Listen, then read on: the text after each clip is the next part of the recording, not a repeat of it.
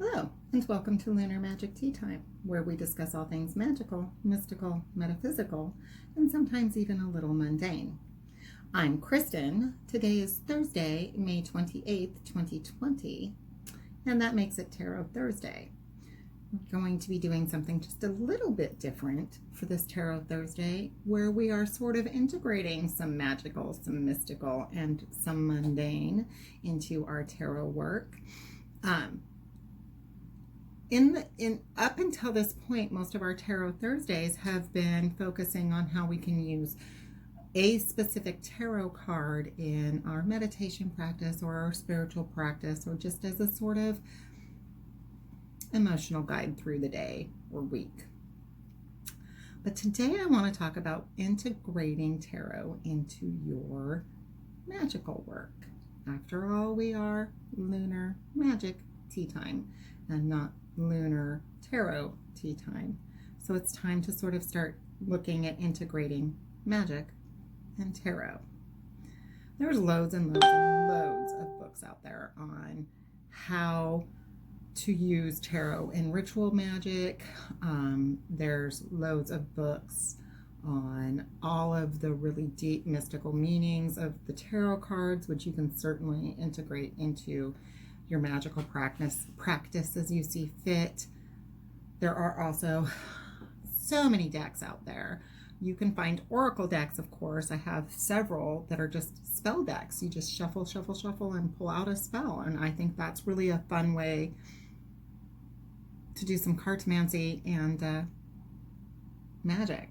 But there are also decks like the English Magic Tarot, which uses lore and some historical references, etc., in their tarot cards to integrate magic into that. This one, especially if you are choosing a very English-based, British specifically based path, this deck, I highly recommend it for that. There is also the Spellcasters Tarot, modern Spellcasters Tarot, which actually gives you really good ideas for each and every card, what sorts of spells that this card is best for, and how to utilize that card in a spell. With most spell casting, you of course can just take a photocopy or a picture of the card you want to add to bolster it and use that picture. I've used pictures of tarot cards underneath my candle magic. You can use the picture of the card in a spell pouch, or woven into a spell pillow, or set a card underwater you're trying to infuse for whatever reason, whatever purposes. What I'm going to talk to you today about a little bit is what actually got me out of my separation between tarot and magic and brought them as to a more whole purpose, I guess is the best word. I am a medicinal herbalist. I have spent a lot of time and energy learning how to integrate herbalism into a healthy lifestyle. And so for me, the breakthrough moment for me was really having the deck, the tarot deck, the Herbal Tarot. Now, I don't tend to do things in what makes a lot of logical sense, as it turns out. I had actually found this book at a thrift shop for 50 cents and thought, oh, what fun. And I found this book like literally 2 weeks before I started my medicinal herbalism work classes. Oh, what fun. That'll be fun. But I didn't have the deck. And I didn't actually find the deck until about 2 or 3 years later. But when I did find the deck, it opened up everything. It made everything make so much fabulous, wonderful sense. So this is the Herbal Tarot. It is by Michael Tierra and Candace Canton. It is an older deck. It was originally published in the early 90s. And its artwork certainly reflects a sort of 90s aesthetic, if you will. Ace of Wands, Yarrow. What this deck does with its fabulous artwork is it takes each and every card has an herb that goes with it. Each and every card not only has an herb that goes with it, but it has herbs that can stand in for that herb. So it helps make accessibility much easier, which is fantastic, because I've noticed that especially when you start combining things, theories, practices, you can find phrases and words that you just don't have access to. And with herbalism, for sure, if you don't have access to a really good herbalist store, mercantile, what have you, that can be a little difficult. But this deck makes it a point to give you alternatives. Gives you alternatives too if there's contraindications. As always, nothing I say here is medical advice. Please don't ingest any herbs without talking to your physician first. That being said, how can you integrate these herbs into your practice? Well, let's go with the card that I originally drew this morning, which is the Seven of Cups. Now remember, I think we've talked about this a little bit. Cups are emotions, right? And emotions represent the element of water. So already we have a confluence. We've got emotions and an element. So we have a tarot card, Seven of Cups, representing the element of water. But the way that this card is drawn, it's also representing the chakras, or the traveling up. I also like to call it traveling up our sort of Maslow's hierarchy of need,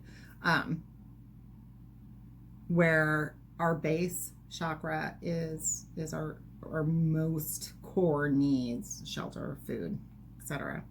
We work our way up to our crown chakra, which is our spiritual needs.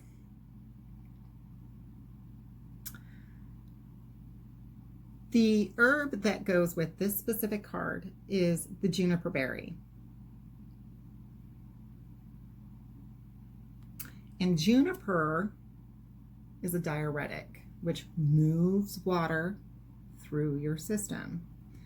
Most people see it as expelling water through your system, but to do that in any way, to release anything, you need to move it through. Moving water through. Now, spiritually, we're wanting to move our emotions up through our hierarchy. But how can we take this concept and apply it to magic? We can do that by adding juniper berries to a spell pouch. By consuming juniper berries, I believe that they are very good for making gin. Again, don't consume anything unless you've conferred with your physician first. Crush juniper berries and use them to anoint a candle.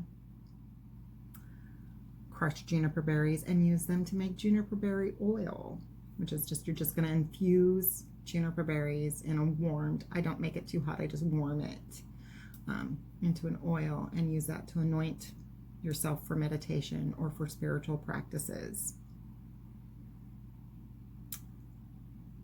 Other ways that this book suggests, which I really find interesting. Oh, wait, where did it go? Oh, no. So,